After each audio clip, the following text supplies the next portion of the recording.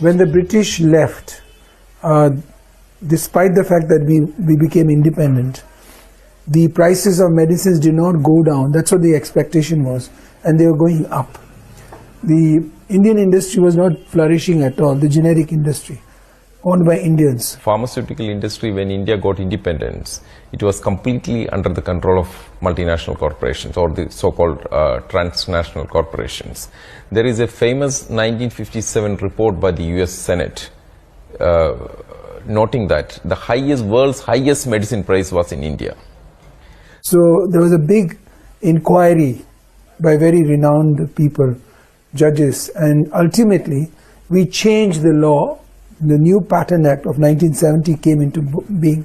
One of the most important provisions which the 1970 Act incorporated, which has got a lot of significance for health, is that it took out product patent regime from the fields of pharmaceuticals and agrochemicals. The abolition of product brought the competition.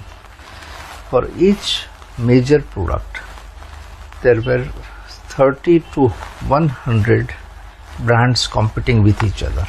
Indian generic industry flourished and became the dominant industry in India and started exporting. From 1988, we became net exporters of medicines, and now from 98 onwards, it is the leading generic industry in the world.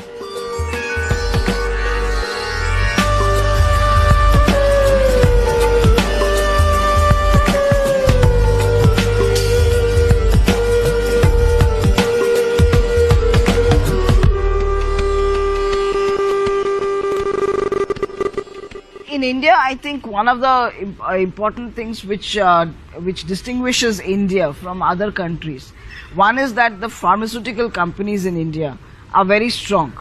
That's one of the strengths of the country. They are able to produce generic medicines at a very cheap cost. Indian pharmaceutical industry is by far the largest in the developing world, and by volume it is the third largest.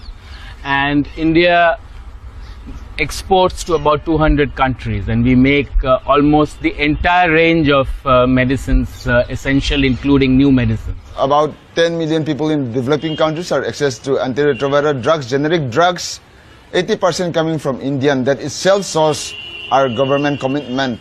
So it's a key source of generic, safe and quality pharmaceuticals to the developing world. That's why it's called the pharmacy of the world.